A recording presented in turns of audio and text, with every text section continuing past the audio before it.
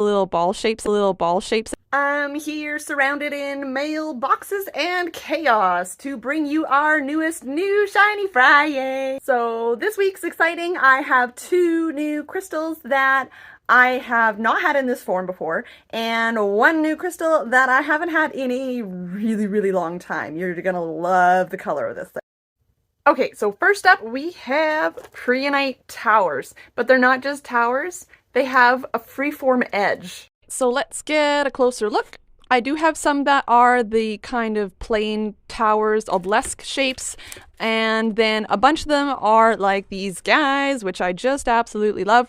They have 3-ish sides that are polished and one raw edge. So this one actually has the little ball shapes that you typically get in a prehnite, which I just think is super cool.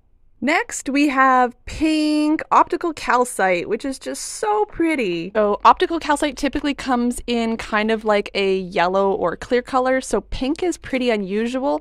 And this is the natural shape of the crystals, is this rhombus shape. These haven't been cut or shaped in any way. These are just the raw crystal faces. All right, so you're gonna love the color of this last one.